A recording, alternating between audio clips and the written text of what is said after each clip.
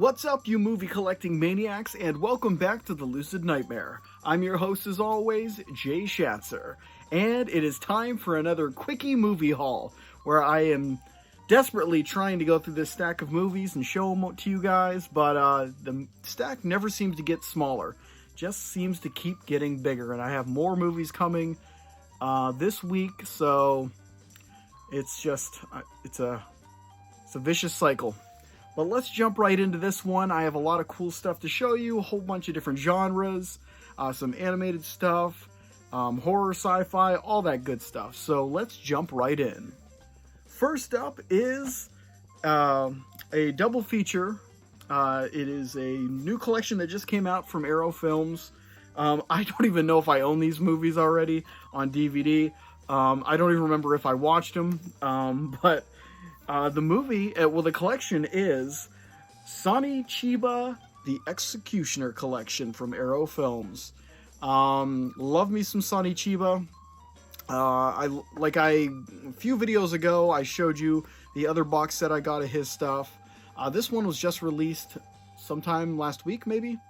And I picked it up, and it came in the mail, and I still need to check it out. But, it is more of the kind of 70s action, almost like kind of Yakuza crime films that Sonny Chiba did. And I can't remember if I've seen these ones for real.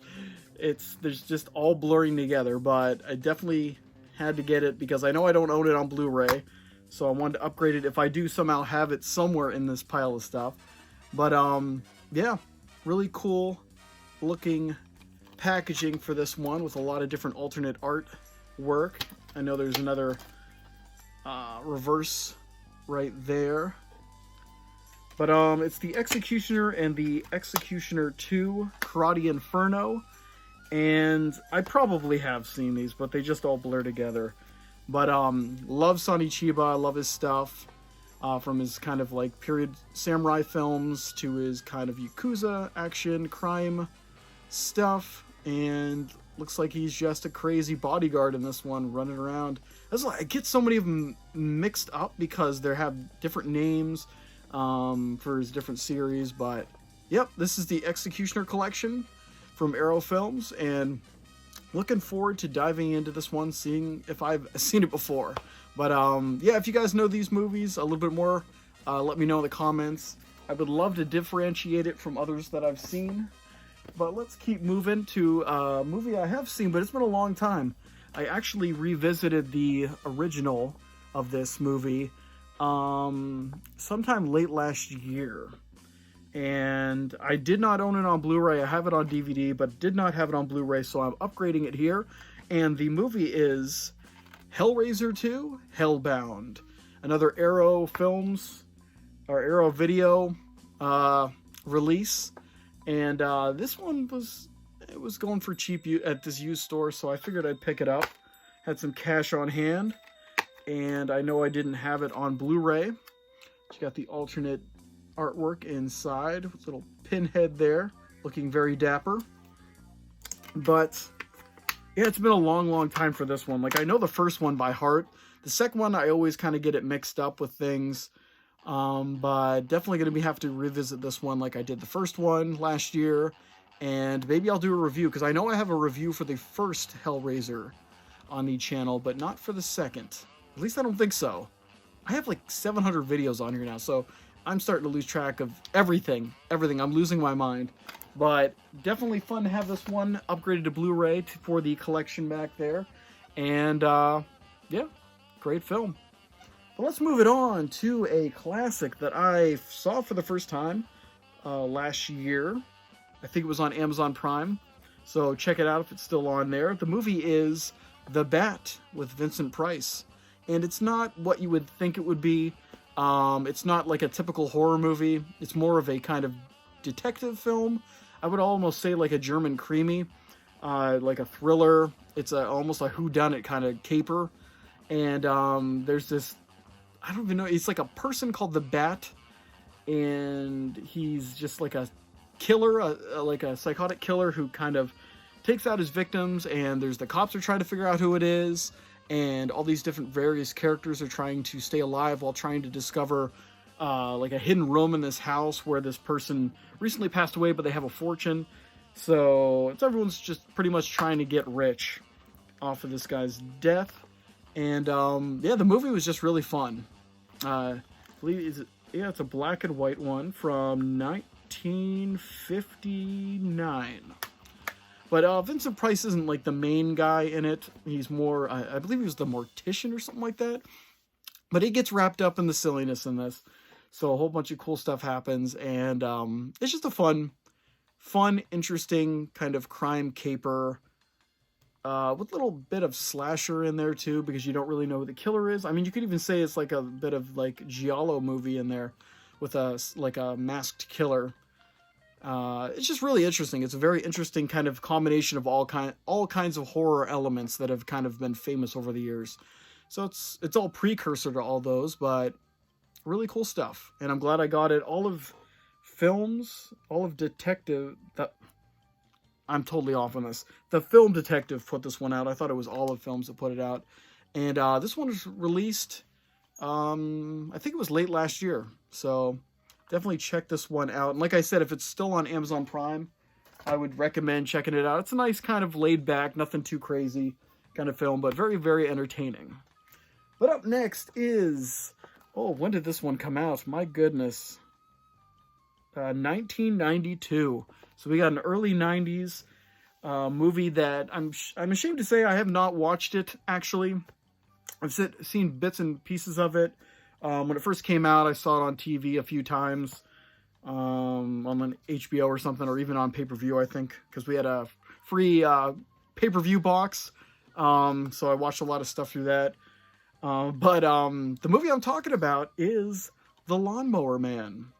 And this one's very interesting because it kind of dives into virtual reality and concepts like that. But I mean, in the 90s, they only had these really, really lame computer graphics to kind of represent what a world like that would be in virtual reality. But there's a lot of cool concepts in here. And I definitely have to sit down and watch it for myself. I've seen a lot of reviews and just a lot of information on it, but I haven't really actually saw the film on my own to check out its merits. But performances look pretty awesome across the board. What's his face? Well, Pierce Brosnan's in it. He's one of the main guys. But Jeff Fahey, excellent job in this one from what I can see. He plays kind of two different kind of personalities in this one, and he nails each one. But I've been wanting to get it for a while just because I want to check it out. And Scream Factory put this one out, so it's a nice little slipcover there with some alternate artwork. And yeah, interesting early 90s film. But yeah, I've never owned this one, so this will be a first time in the collection. Let's move it on to something that I'm kind of really excited to watch. I've been on a real big kick of kind of stop motion creatures and monsters. I watched the Ray Harryhausen's work in the Valley of Gwangi, which was amazing. And I actually have a review just like waiting on the rating on the outskirts here to be done. Pretty close, so stay tuned for that. But I picked up the Warner Archive collection release of The Giant Behemoth. And from what I can gather, I think the guy that did King Kong did the work on this one, on the creature. I don't even know what it is. Looks like it's kind of like a plesiosaurus or something. But it looks really badass from the trailer. I've been wanting to see it for a long, long time. And it's one of those movies that I thought I've seen before, but I mix it up with The Beast from 20,000 Fathoms, I think it is, and other movies like that. So never really actually got around to checking it out, so this will be a first-time watch, and a movie that I've had on my bucket list to kind of get off for a long, long time. So really looking forward to checking that out, because like I said, I've been on a stop-motion monster kick, and I've been dying to jump back into the Sinbad movies, and Clash of the Titans, just things like that. So this will be a real treat to check out. And like I said, I didn't really say it, but first time in the collection, and it'll be a first time watch when I actually do get around to seeing it. But let's move it on to, let's do this in a pair, just because they're interesting films. that no one really talks about. And if you're into anime, Japanese animation, and the stuff that's come out more recent terms, this one was... when did this come out? I want to say maybe last year or 2 years ago. But I saw it in the theater with my daughter, and it was probably my absolute favorite movie that I saw that year. It was crazy. And the movie I'm talking about is Belle. And it is very interesting. It's a weird take on the Beauty and the Beast kind of story, except it's set in a world where there is a like a living, breathing virtual world that you can step into and kind of be somebody else. And the way the system brings people in is that it brings out the best qualities in people, even if people don't realize it, and kind of let them shine in this virtual world. So it follows a young girl who is very shy, lost her mother, and can sing, but she doesn't have the courage to do it. But in this virtual world, she becomes a pop star, very famous, and she goes by the name Belle. And you can choose your avatars. It's all that kind of stuff. But then they run into this beast kind of creature who's kind of destroying the virtual world. Nobody knows why. But then it goes back and forth from the virtual world to real life, and it has a really cool mixture of things in there. And it gets kind of emotional and really interesting. The music in this movie is fantastic. The voice work is phenomenal. And whoever does the main role of Belle in the songs are catchy as hell. It really gets you into the mood, and just a really awesome visual representation of what can be done in this medium of kind of animation. But I got the steelbook for it. I don't really think there's anything inside other than more kind of artwork and the discs. But amazing film. Definitely, just if it sounds interesting at all, check out the trailer online just to get an idea of it. It has a really good kind of showcase of what to expect in the movie. And I didn't even actually know it was a Beauty and the Beast kind of tale until I was watching the movie. It kind of comes out of nowhere and falls into it. But I have it paired with this other one that I picked up by the same director, and it has kind of the same elements of a virtual world and kind of blending into reality and computer AI and all that kind of stuff. And it's Summer Wars. This one came out in like 2000. Oh, I don't even know if I could find it on here. I want to say in like 2010 or maybe a little earlier. But it is fantastic as well. Has a lot of similar elements to it, but it's not so much. This is more of kind of a musical. This one's more of a straightforward kind of story. But have a lot of similarities. It's almost like in the same world, but this is earlier in that world, and this is later when the virtual reality kind of gets even more streamlined. But yeah, they're a really awesome kind of companion to watch back to back. But I would not recommend it because they are long as hell. Long as hell movies right here. But surprisingly, my daughter was able to pay attention throughout both of these movies and really loved it. So that actually pays a lot of tribute to how good these stories are, because she has a short ass attention span. But yep, Belle and Summer Wars, really, really awesome anime films. Belle is one of my favorite movies that have come out in recent times. It kicks the shit out of me emotionally. It's a really, really amazing movie. It's just the music is so beautiful. It's really awesome. Really awesome story too. Well, let's move it on to another more modern film, but it's a sci-fi action film that I don't even remember when it came out. But I know it's a few years ago. But I was kind of late to the party in seeing this one. I saw it, I think I just watched it on Amazon Prime or one of the streaming services. Pretty badass, pretty awesome. It is Upgrade. And if you haven't seen it and really don't know what to expect, it's really just a kind of badass thriller with a lot of cool sci-fi tech in it, but it's more believable tech. Like it could be something that would happen in a few years. But the main character kind of gets some kind of system put in him that allows him to do things that you wouldn't normally be able to do as a human. So it's kind of like a superhero story in sorts. But he's kind of tracing the steps of what happened. in the story. It's something, I believe something happens to his wife, I believe. It's been a while. But he's pretty much retracing the steps and trying to find out what's going on. Really awesome. A lot of cool moments in it. Some humor thrown in. And just badass, brutal scenes of fighting. Really cool stuff. So definitely check it out if that sounds at all interesting to you. But I highly, highly recommend it. And first time in the collection. With Belle, first time in the collection, and Summer Wars, I have owned that before on DVD, so that is an upgrade. Let's move it on to, got 3 more in this one. This one is a movie that is a classic in Hong Kong cinema. It's badass, great choreography, amazing director in his prime, great starring lead. It is The Killer with Chow Yun-fat.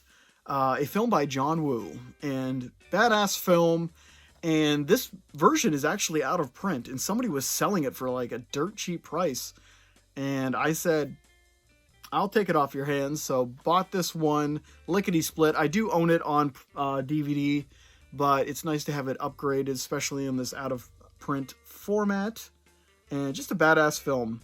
Don't really want to get into the story, just watch it. Bloody, action-packed.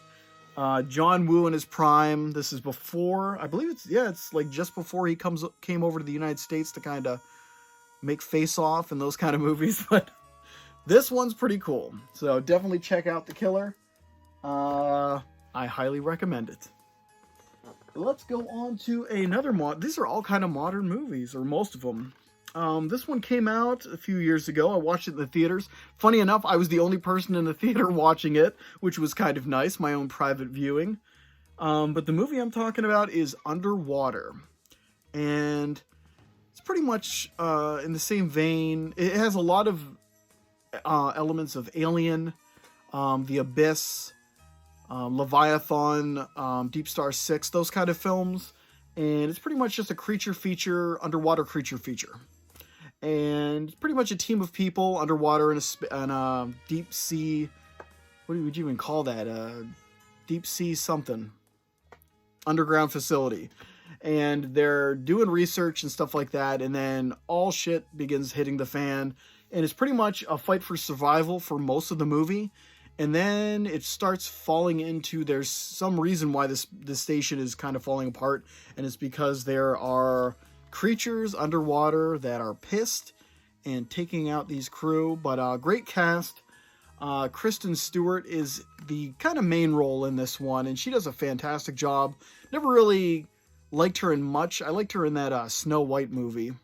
But she does an amazing job in this one. There's a lot of claustrophobic scenes, a lot of just really tension-filled scenes in this one, and she does an amazing job. Vincent Cassel, who's one of my favorite French actors, is in this as well, but they don't really use him to his potential. And there's a lot of other cool characters in there as well, but it's a very small, intimate cast, and really cool stuff. And it's got a very, very, very big Cthulhu kind of H.P. Lovecraft, Dagon kind of feel to it, especially at the end. It's almost like one of the ancient ones comes out in physical form. Really awesome to see that on screen. If you love H.P. Lovecraft, you're going to love how this evolves into that kind of material. But Underwater, really cool movie. I really recommend it. First time in the collection. First time. But let's round it out with one last one. I don't know if I've presented this one or not. Things get mixed up. But it is Severin Films' release of Mardi Gras Massacre. And if I did show you this one, I apologize. But if I did back then, I hadn't seen it yet. I have watched it. Crazy, really weird. Happens all around Mardi Gras time, where this weirdo is just picking and choosing different prostitutes and stuff to do sacrificial killings in his apartment to some weird god, and it's just very strange and sleazy and unusual, and sometimes that's fun. But yeah, Mardi Gras Massacre, weird shit, but very enjoyable. That's all I got. But yeah, that is everything for this one. Oh my goodness. Let's see if I could even do some. That's pretty good haul there. Good stuff. But yeah, that's it for this video, guys. We're at the 20-minute mark, so I kept talking for a while, but sometimes I get caught up in these movies. But I hope you like that one, and I hope you like what I'm doing here. If you do, please like and subscribe, and if you have time, leave a comment below because I love hearing from you guys. But until then, I'll see you the next time I'm in front of a camera talking about movies. See ya, and get the hell out.